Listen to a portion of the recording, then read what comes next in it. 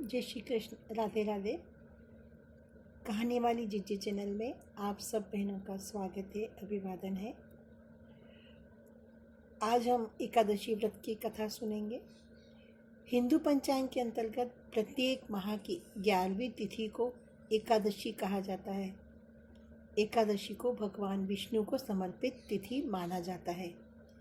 एक महीने में 2 पक्ष होने के कारण 2 एकादशी होती है, एक शुक्ल पक्ष में और दूसरी कृष्ण पक्ष में।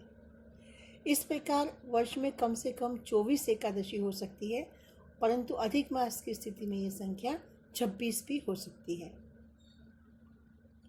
एकादशी के व्रत का संबंध 3 दिनों की दिनचर्या से होता है। भक्त उपवास के दिन से एक दिन पहले दोपहर में भोजन कर लेते हैं और फिर शाम को भोजन ग्रहण नहीं करते हैं, ताकि ये निश्चित हो सके कि अगले दिन पेट में कोई भी अवशिष्ट भोजन न बचा रहे। भक्त एकादशी के दिन उपवास के नियमों का बहुत कड़ाई से पालन करते हैं और अगले दिन सूर्योदय के बाद ही उपवास का समापन करते हैं या परायण करते हैं। एकादशी व्रत के दौरान सभी प्रकार के अनाज का सेवन वर्जित होता है। जो लोग किसी कारण से एकादशी व्रत नहीं रख पाते हैं, उन्हें कम से कम एकादशी के दिन चावल का प्रयोग बिल्कुल नहीं करना चाहिए और झूठ और परनिंदा से बचना चाहिए। जो व्यक्ति एकादशी के दिन भगवान विष्णु सहस्त्र नाम का पाठ करता है, उस पर भगवान विष्णु की विशेष कृपा होती है। एकादशी भगवान विष्णु को समर्पित तिथि होती है, यह हम पहले ही बता चुके हैं। आज हम आपको ज्येष्ठ महीने की कृष्ण पक्ष को आने वाली एकादशी के बारे की कथा सुनाएंगे। इस एकादशी को अपुरा या अचला एकादशी के नाम से जाना जाता है। कथा प्रारंभ होती है। धर्मराज युधिष्ठिर भगवान श्री कृष्ण से कहते हैं, हे भगवान, आपने बैशाख मास के कृष्ण पक्ष की एकादशी अर्थात मोहिनी एकादशी के बारे में विस्तार पूर्वक बतलाया। अब आप कृपा करके ज्येष्ठ कृष्ण एकादशी का क्या नाम है, उसकी क्या कथा है, इसकी विधि भी बता दीजिए। भगवान कृष्ण कहने लगे, हे राजन, ज्येष्ठ मास के कृष्ण पक्ष की एकादशी को अचला एकादशी या अपरा एकादशी दोनों ही नाम से जाना जाता है, क्योंकि यह अपार धन देने वाली होती है और जो मनुष्य इस व्रत को करते हैं वे इस इहलौकिक संसार में प्रसिद्ध हो जाते हैं। इस दिन भगवान त्रिविक्रम की पूजा की जाती है। भगवान त्रिविक्रम में भगवान विष्णु, भगवान विट्ठल और बालाजी के दर्शन होते हैं। अपरा एकादशी के व्रत करने से ब्रह्म हत्या, भूत योनि, दूसरे की निंदा आदि के सब पाप दूर हो जाते हैं। इस व्रत के करने से परिस्थिति गमन, झूठी गवाही देना, झूठ बोलना, झूठे शास्त्र पढ़ना, झूठे ज्योतिष बनना, झूठा डॉक्टर बनना आदि से जो पाप उत्पन्न होते हैं, वो सभी पाप नष्ट हो जाते हैं।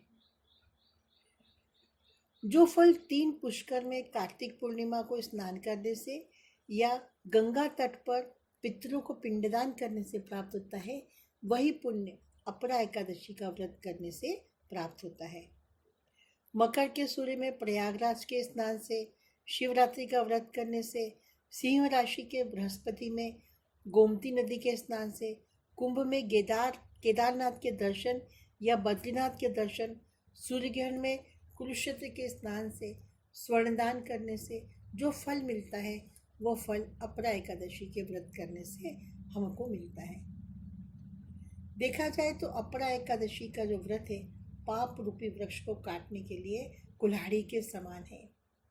पाप रूपी ईंधन को जलाने के लिए अग्नि, पाप रूपी अंधकार को मिटाने के लिए सूर्य के समान, मृगों को मारने के लिए सिंह के समान अपरा एकादशी का व्रत कहा जाता है। अतः मनुष्य को इन पापों से मुक्त होने के लिए अपरा एकादशी का व्रत अवश्य ही करना चाहिए। अपरा एकादशी व्रत की कथा।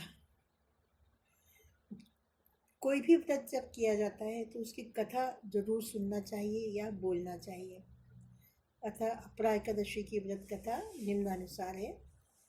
इसकी प्रचलित कथा के अनुसार प्राचीन काल में महिध्वज नाम का एक धर्मात्मा राजा था। उसका छोटा भाई वज्रध्वज बड़ा ही क्रूर, अधर्मी, अन्यायी, पापी था। वो अपने बड़े भाई से जलन रखता था, द्वेष रखता था। उस पापी ने एक दिन रात्रि में अपने बड़े भाई अर्थात महिध्वज का खून कर दिया, हत्या कर दी और उसकी देह को एक जंगली पीपल के नीचे गाड़ दिया। इस अकाल मृत्यु से राजा प्रेतात्मा के रूप में उसी पीपल पर रहने लगा और अनेक उत्पात करने लगा। एक दिन सौभाग्यवश धौम्य नामक ऋषि उधर से निकले।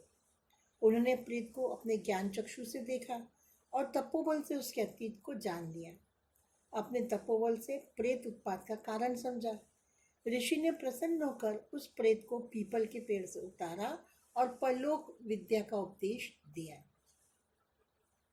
दयालु ऋषि ने राजा की प्रेत योनि से मुक्ति के लिए स्वयं ही अपरा एकादशी का व्रत किया और उसे अगति से छुड़ाने को उसका पुण्य प्रेत को अर्पित कर दिया।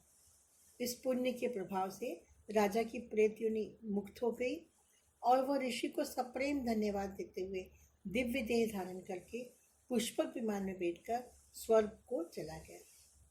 हे राजन, यह अपरा एकादशी की कथा मैंने लोकहित से कही है। इसे पढ़ने से, सुनने से, बोलने से मनुष्य सारे पापों से छूट जाता है। बोलो श्री विष्णु भगवान की जय। ओम नमो भगवते वासुदेवाय। ओम नमो भगवते वासुदेवाय। ओम नमो भगवते वासुदेवाय।